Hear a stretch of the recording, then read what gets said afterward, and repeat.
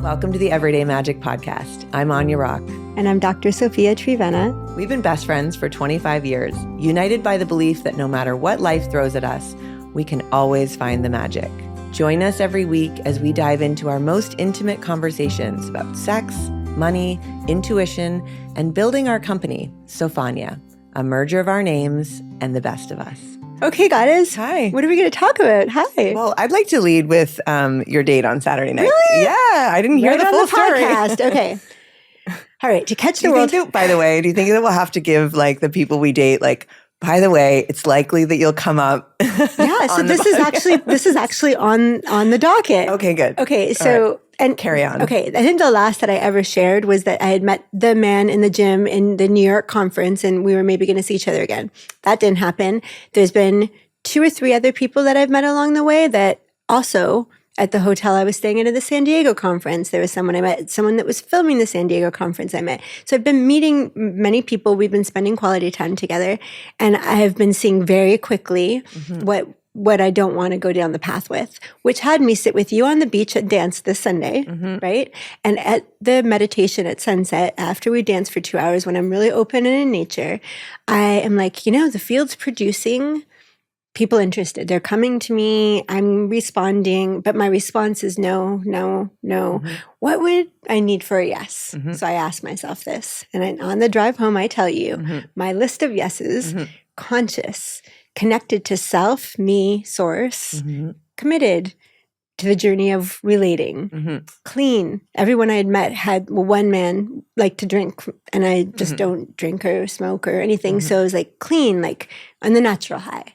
So these are some of the things in my list, right? And I was like, what would like a really high vibration person, vibrant with their life, happy, already fulfilled, but just wanting to share that fulfillment with someone else look like? Everyone else is like, oh, I'd like to be where you are. Can I learn from you? I'm like, I want to like co-create with someone from the same place, much like you and me. I think we have set the bar high for the quality time I want to spend. So I make that commitment. And then I think 2 days later, I pull into the gym in the morning, and there's a man that pulls in front of me. And when we get out of our vehicles, he said, "Did I cut you off?" And I said, I said, probably, but I didn't notice. And then I said, but I did notice you have a surf rider sticker on your truck. And I lived in Hawaii for 10 years, and I love Surf Rider Foundation. Are you from Hawaii? And he said, no, they have it here as well. And I said, oh, I didn't know that. We chat in the elevator all the way up, say goodbye. 3 hours later, I'm sitting with Erica, my COO, in our bikinis by the pool at the social workout, whatever, co-working club. And he comes walking up, and he said, I was going to leave, and you really affected me. You really made an impression on me, and I would not feel good if I just left. I needed to come and find out if I could get to know you more.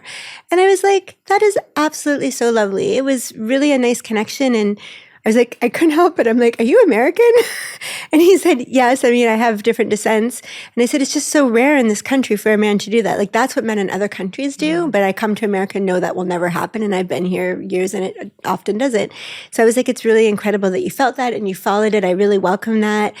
Why don't you sit and talk with us for a bit? And so he sat and talked with us for 20 minutes. He and Erica both spoke Spanish. They started talking about that. They're from similar areas. Anyways, we had a really lovely time.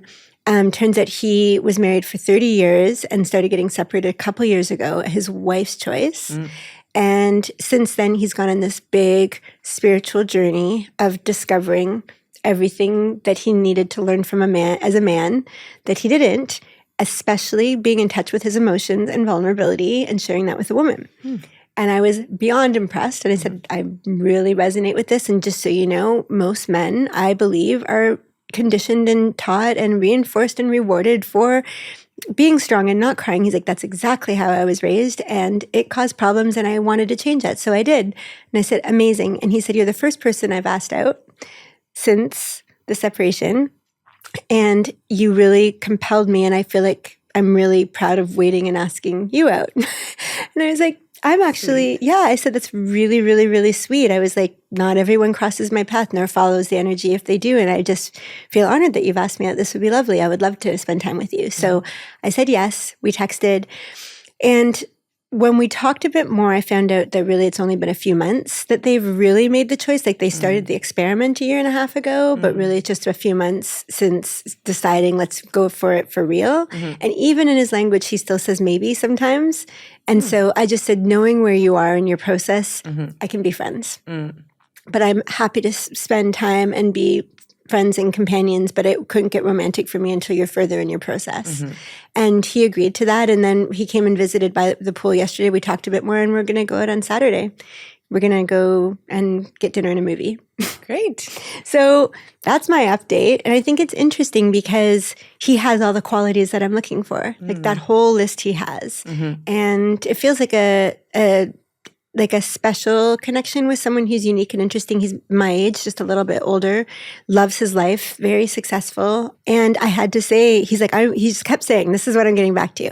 He kept saying, I'm really interested in getting to know more layers about you. The more I learn, the more interesting. And I'm like, fascinating. I'm like, I wonder if it's going to be for you.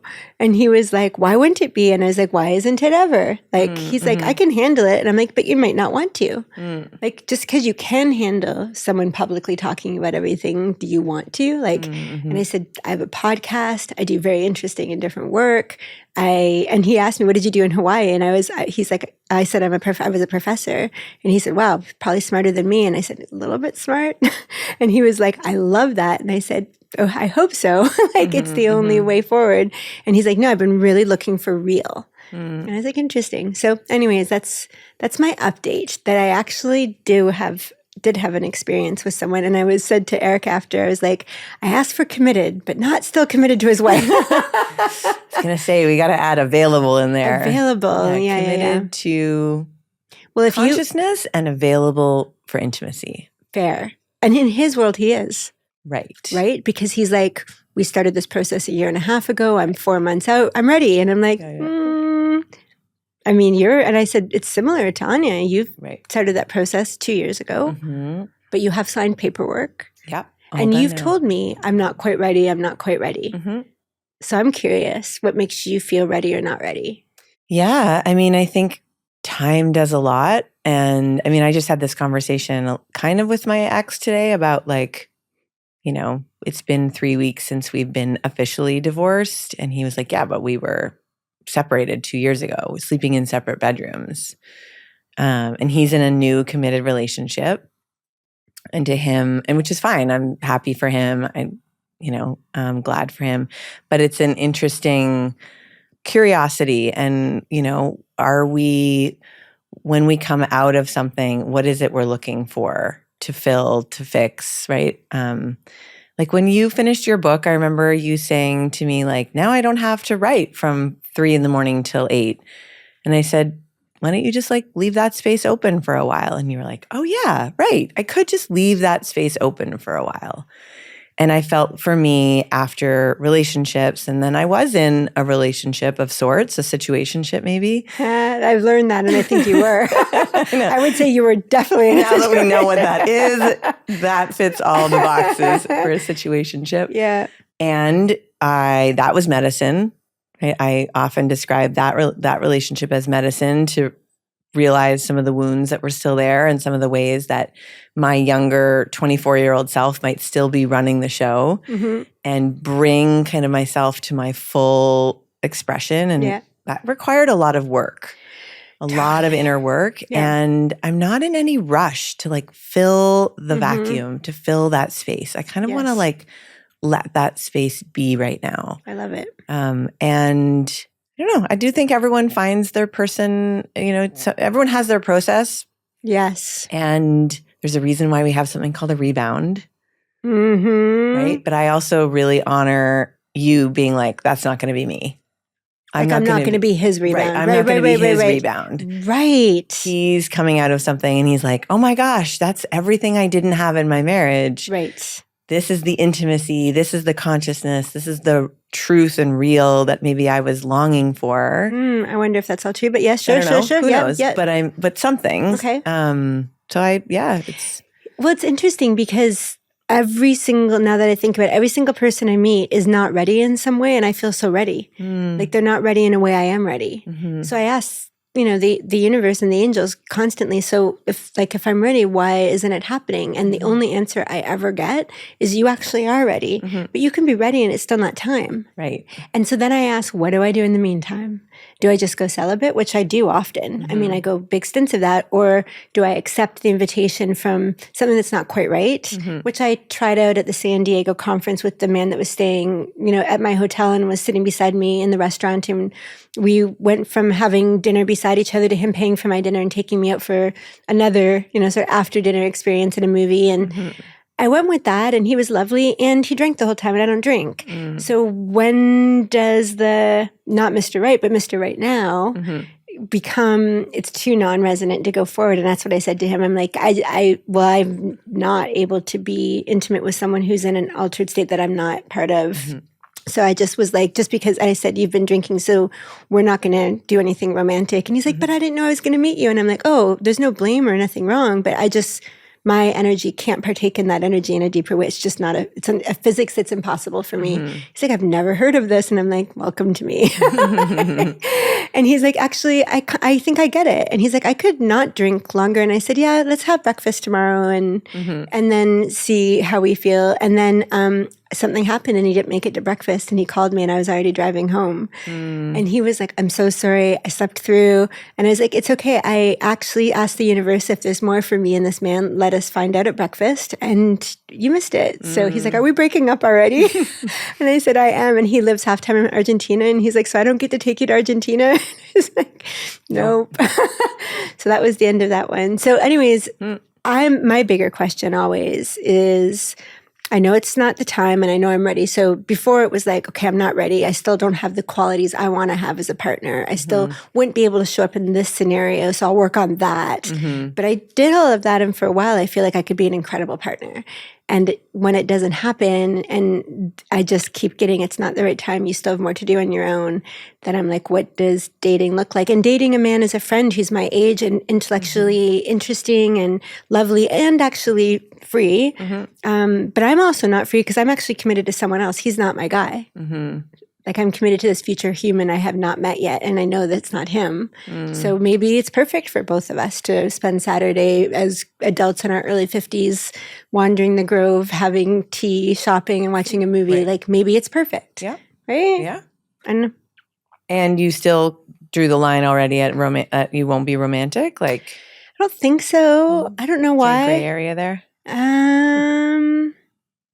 I just feel like such a difference between the experience I could have. Like the man that I met that's part free from Argentina, he's been divorced 9 years and he's had lots of experiences. So we sort of feel similar. Like this wouldn't have different meaning for us. We would have a beautiful time, but it wouldn't be like, I just feel like it would have very different meaning for the two of us. To be the first person that he's been with in 30 years that's different is very different than me having a nice weekend experience. I don't know. Maybe I get it. I want to say I'm not right about that, but I get I am right about that. I hold that carefully for him. And I don't know that I would hold it in the same way that he would hold it. And I don't know that that's right for both of us. Does that make sense? Yeah. Yeah.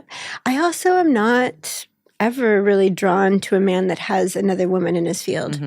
So that's like 50% of it's the first thing. Right. That's maybe for him, more conscious of him needing more someone similar to where he's at, maybe that would hold it similar. And then the other 50% is that I just like need to be the queen. I need to be like the woman energy that's filling that man's field, even if it's temporary. Like, again, I am never about the longevity of it. I'm about the sacredness of what we get to have together. And even like knowing that and he has 3 children and there's just a lot of intimacy already on his canvas. My canvas is sort of a blank white wooden encased frame.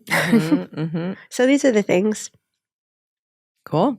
Well, TBD. That's my update. Love it. I don't really have much of an update on that front. No updates. How does that feel to have no updates? Good. Yeah. You're in like deep intimacy with yourself. Yep. Yeah. I kind of check in on the field, the app occasionally. And how does that go? Good. Yeah. Yeah. I have a few like starter conversations. Now I send them over to Telegram because I turned off my notifications for the field. Mm-hmm. So if there's any potential or conversation, then I always have them. I've learned this trick from someone that You are totally becoming a pro. yeah, but I'm only on one app. I'm not like, moving around the apps, but I send them over to Telegram, and I have like a separate Telegram channel just for those men. And then do you get notifications? And then I get notifications on that. And also you can do this thing where like if you send a photo, it disappears. The whole chat can disappear after a certain amount of time. Right. And it sort of feels like a buffer between like, here's my phone number and here's a way you can reach me that's off this app, but on another app. But I still have you like in a little bit of a, I don't want to say compartment, but like it's a little bit over there. This is manageable for me. Yeah. And, then we can do a video. I actually did go on a hiking date. So it's not true, actually. Right. How was that? It was good. I don't anticipate it'll go anywhere, but. What do you think the main reason why? Why not? Yeah. He didn't feel, I think we felt like friends, like we could be friends. We had a lot of interesting conversations about, he's also similarly like recently divorced. I don't even think they've started the process. I think they're recently separated. Okay, so the last two men that you and I spent time with are recently separated, and we're both bringing it up as a thing. Yeah. What does it bring up for you? We actually spent a lot of the time, like, I felt like I was telling him some of the things I'd learned along the way. And I was like, I don't really. Rookie's talking. And his energy was a little bit younger. So younger was a thing. Yeah, which I'm not opposed to younger, but mostly I just didn't feel any kind of chemistry. I didn't feel an attraction. I wasn't like, boy, I can't wait to take you home and take your clothes off. If you had felt an attraction and he was recently ending the marriage, and would it matter? Yes. So I would matter now. I think the difference for me and the question that comes to mind is like, where are you in your agreements with that other person? Okay. So when my ex and I split, we had pretty clear agreements about, we weren't legally divorced yet, but we had agreements about the other person being able to see other people, date other people. And it's interesting, like I've never looked back on that one, right? I've never been like, oh, yeah, there is no part of either of us that is vying for the other one to come back. And that's a really important part. Now, this person's ex-partner is in a different state, so I think they had a pretty clean break, but still pretty just like new in the process. There is something about that. There is something. I'm sensing it, and I'm just wondering because you are also more recently new in the process, but not new in the process anymore. Right. I just think that's an interesting thing. Is there kind of like you've got to get your feet wet, you've got to have those rebounds, you've got to kind of, we'd say like in horse world, like feel your oats, like kick around in the field a little bit. In the horse world? Yeah, like what with do horses, you'd say like they like run out in the field after being like locked up for a long time, and they're really like there's like a new sense of freedom. They're like feeling their oats. They just had a nice big meal and they're going to run it out. Okay. We've just like unlocked the gate of like, you're just out of this long marriage and you're going to go kick around the field a little bit. Not the field app, but like. Or maybe the field app. Maybe the field app. So maybe there's that sense of like, where are you in the journey? Right. And for you, like I actually might be willing to be on that journey because I'm so newly out of the process. You're kind of there too. If someone and I had a really resonant energy, if there was that attraction and I was like, oh, you're pretty new out gate too, that's okay. We could be on this journey together. Right. That's a very different place from you. You know what's really interesting is I spoke with someone who is in her late 60s, and she said she watched our podcast and she was like, I'm just fascinated. Like the world I was raised in, very strict Catholic and whatever, what you guys are talking about would be very promiscuous, but it doesn't feel that way to me. And you know what I realized? I've only been with a few people in my whole life. I need to be having great sex. And I was like, mission accomplished. Our work is done here. And what's interesting is it made me look up the word promiscuous. And I was like, are we promiscuous? Because I didn't I didn't get that raised with that word. And so I don't know. And I looked it up. And it means kind of having no standards. I would say.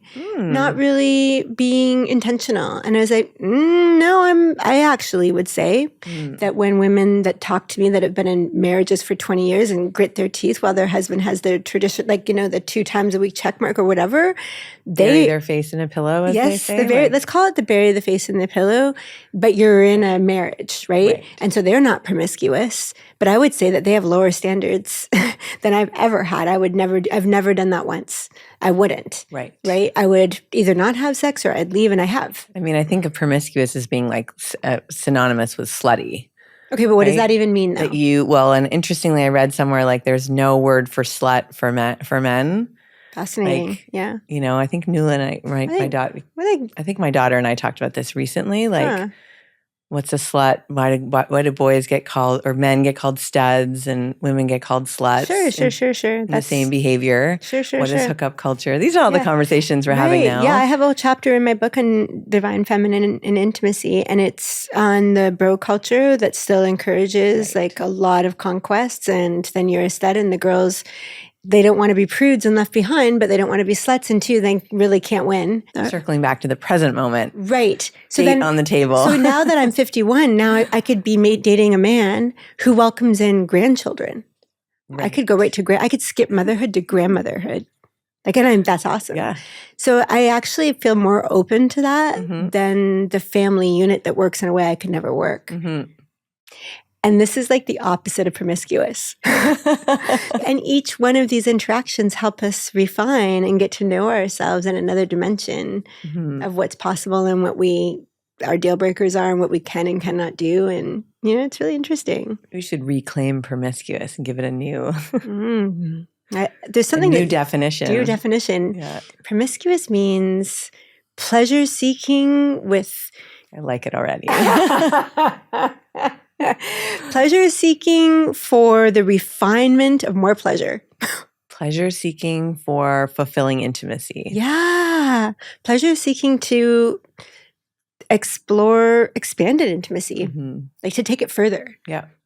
Like to have intimacy as you know it. I'm saying yes to this because something in me thinks this experience is good. But then I have it and go, oh, it could be, not that this is wrong or bad, but actually as I go into it, I actually can't quite handle this part. And it doesn't, I have to start to not be me. Well, all the other pieces, right? There's so much like in intimacy, we're still discovering someone, whether we have physical intimacy with them right away or not. Right. And so you're just like more and more discovering everything about that person. And I might be like, oh, actually, that's not quite a fit. Like this part was great, but this isn't. Right. And there's a very different thing between that's annoying or disinteresting and a deal breaker, right? And I find the definition I've come to for myself is that, and this is over years of sort of giving too much, trying to be amicable and let someone be them, and then sometimes so like kind of being too permissive to the point where it doesn't feel good, or being too rigid and too like it's not this and dismissing it when if I tried it on, it's actually got some beauty to it. Like I've been playing in that world back and forth the whole time. And I feel like the way that I know it's a problem that I need to like, it's better to be alone and not be doing this. If I start to feel consistently collapsed or like I'm losing energy or I have to become not myself to accommodate it, that I won't do. I kind of dabbled in that in different relationships over the years and I'm like, nothing is worth that. I'd rather be alone.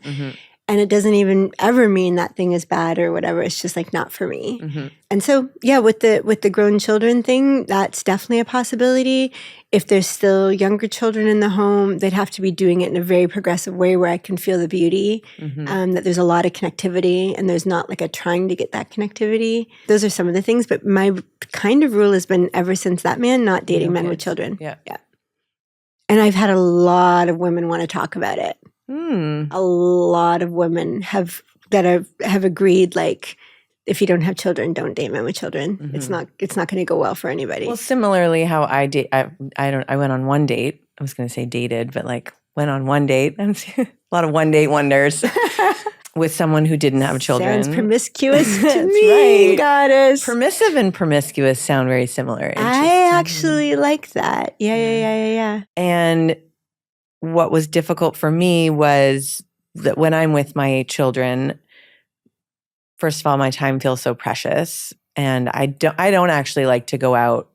When I'm with them, I just am mostly with them for the moment. You guys, I think work because you naturally do a lot of flow, quality time just being. You're not a helicopter mom, but you're very present and available. Like what's come through with clients and me is it's like, they're not your responsibility, you're a resource. Rather than you feeling responsible, you are a resource. And you kind of roll that way. Like you definitely feel responsible for your kids, but you let them come to you and you're just always around. Right. So I think that's the kind of thing I experienced with this man that I liked. And if I'm with my kids for the week, so because I have 50% custody, and so I do half time, I am pretty precious with that time with them. So anyway, this man, was kind of like, oh, it's last minute, and I wanted to see if you're available. And I was like, actually, I'm not. And last minute's really hard for me because I have 2 humans who require. Let me guess, he doesn't have kids. He didn't have kids. Oh boy, look out, and that's where I got the opposite. Like, oh, actually, I'm not sure that I could be with someone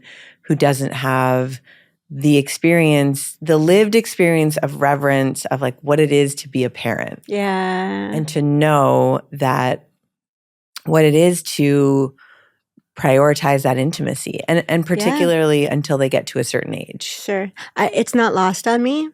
And I don't want a man to have to try to figure that out if it's not coming naturally to them. I certainly don't want to be in competition with that. And I definitely want, I think it would really serve him to be with a woman who's had children, and it would serve me to be with a man that hasn't. It's like not lost to me that I don't know that experience. That's not part of my world. Right. I didn't pick it. I don't know it. I can try it on, but that's all I'm going to be doing. There's a lived experience of that I think is precious and can be shared. Like, you didn't have kids to not do it alone, and he didn't have kids to do it alone. So why don't you guys get to do that together in a new way? Why would I deny either person of that, Right. Yeah. So there's a thing about it. I don't know. It'd be interesting. What I feel, that whole promiscuous thing. It's really got a thorn in your side. No, it's got an actual, not a thorn. Love it. It's an invitation. Yeah. It's an invitation to, like, as you say, like, I reject that, or why is that taboo, or why is that labeled that way? I think that's what this whole show's about, right? And what I loved that it opened is that, what is your current theory of intimacy? What is your current intimacy experiment? What if we were approaching it that way? And it's the opposite of promiscuous having no recipe for it, no thoughtfulness to it, no intentionality. Right. And what if the opposite of that is total intentionality, even if that intentionality is, I'm going to try being with 3 people this week and see what happens. But at least you have intentionality around that. You know what I mean? And that's what the experiment that you want to have. I'm laughing because I'm like, where are those 3 people? Well, if 3 people just came knocking at my door, I'd be happy to go on that experiment. So when people have talked about, do you want to, me and my partner think you're amazing. We'd love to be polyamorous with you. And I'm like, I've never been polyamorous. And people are like, how are you not? I'm like, first of all, there's rarely one. Do you know how few people I'm attracted to? I go months, sometimes years, without being attracted to a single person. Where some people are like, really? 5 people in the room at all times are attractive to me. That is not my world at all. I'm attracted to very few people. And when people hear us talk so openly, I'm like, but the hilarious thing is, in 25 years of us going out for dinner, going out to clubs when we were younger, and dancing on rooftops now, going to the beach and dancing, I am hard-pressed to even count on one hand the number of times that we've talked to men. It's about hanging out with each other and enjoying the meal. And we never go out looking and hoping to meet men. We never actually meet them. It's actually not entirely true. Tell me a time. I mean, they're just not. It's not like we meet them and go, "Wow, that was a really interesting." It's just rare. We definitely have had men. I don't know that I can count on one hand the number of times that we've met men when we've been out in 25 years. Right. It's really, really, really, really rare. And I think that's because there's something, you're more approachable when you're alone. It's a good question, because all the men I meet is when I'm by myself, right? Clearly at hotels around. Right. Is this like a note to the single woman, like hotel? Well, travel, I don't know. Travel the world, go to hotels, and you'll meet eligible single men. Maybe it's just like when we're out, we want to hang out together, and so it doesn't happen. But that is also, are they reading that energy and not approaching? I mean, I was sitting with Erica by the pool, and this man came and was like, sorry to interrupt the two of you. Can I, you and I were, one of the handful of times on my hand is when we were sitting at the Butcher Baker cappuccino maker out front talking to two 30-something-year-old guys about relationships and women. They were asking us questions.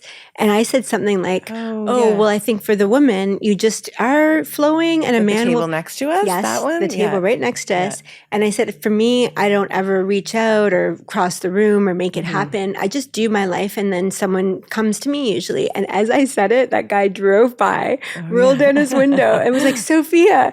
And then like 5 minutes later, he came walking up, and after he left, he was like, you were like, did he drive by, park, walk back to get your number? And I was like, I think that just happened. That's one of the times. And he knew you already. But the point being is that the reason it happened is because we were talking to guys about it, and the universe brought an example real time.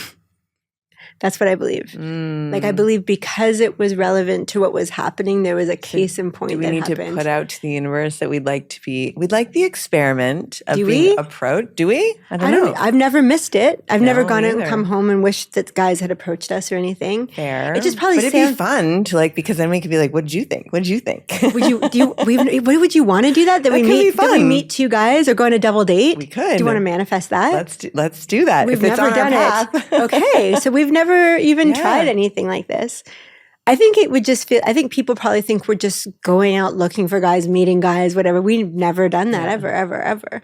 But I think it would be interesting to have a double date or meet two guys together that are both interesting and fun. That would be fun. Yep. Yeah. Do we have to just open our energy?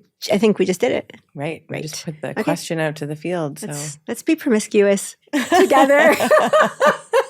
Amazing. Okay. Great. Well, experiment on. Okay. We will report back here. You'll be the first to know. You can count on it. Maybe we can have a whole handful of experiences where we met men together. Yes. Awesome. Love it. Thanks for being on the journey with us. We'd love to have you as part of the ongoing conversation. Join us on our socials at Sophia Beauty and join our email community at sophiabeauty.com. Don't forget to follow, and subscribe so you don't miss an episode.